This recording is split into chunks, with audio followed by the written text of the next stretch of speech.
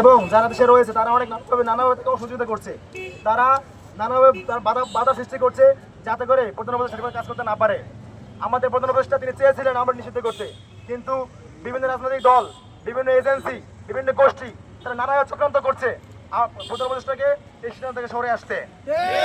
আমরা ছাত্র জনতা মাঠে থাকা পর্যন্ত যদি কোনোভাবে আমাদের প্রধান উপদেষ্টার চাপ প্রয়োগ করার মাধ্যমে এমন সিদ্ধান্ত নিতে বাধ্য করা হয় যে সিদ্ধান্ত আমাদের শহীদদের রক্তের সাথে বেইমানি করা শামিল, সেই সিদ্ধান্ত আমরা কোনোদিন মেনে নেব না।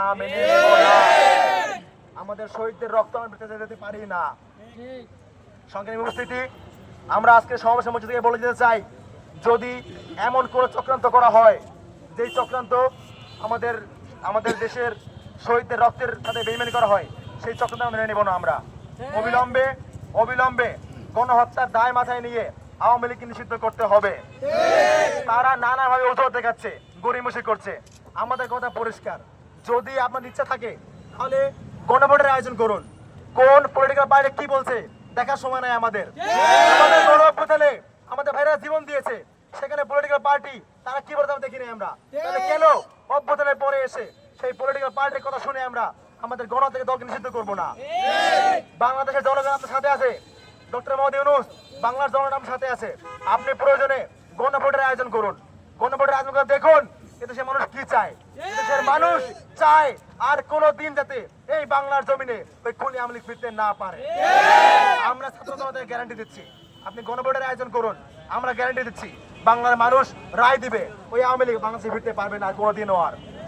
সুতরাং মাননীয় প্রধান উপদেষ্টা, আপনার প্রতি সম্মান রেখে বলতে চাই, আপনি অবিলম্বে আপনার এই বক্তব্য প্রত্যাহার করে নিন। আমরা ছাত্র জনতা আপনার সাথে আছি, আপনি এই বক্তব্য প্রত্যাহার করে নিন এবং আপনি উদ্যোগ গ্রহণ করুন অবিলম্বে আওয়ামী লীগ নিষিদ্ধ করার। আওয়ামী লীগকে নিষিদ্ধ করার আগ পর্যন্ত এই বাংলার মাটিতে কোন ধরনের নির্বাচন হবে না।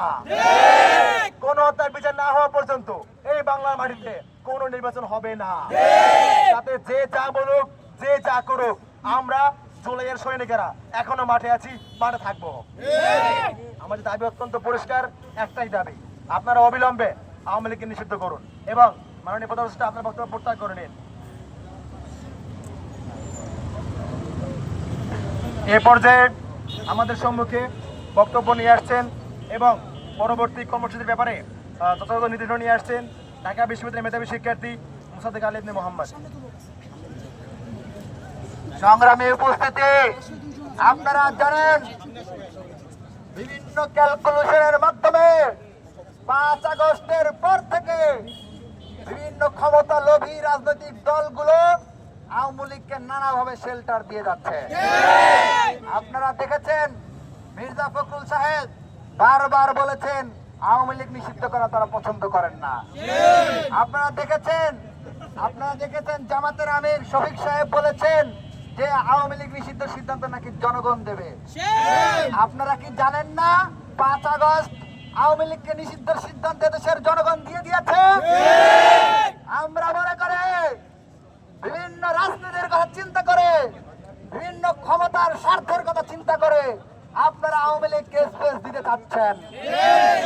আমরা ধিক্কার জানাই আপনাদের এই কার্যক্রমকে।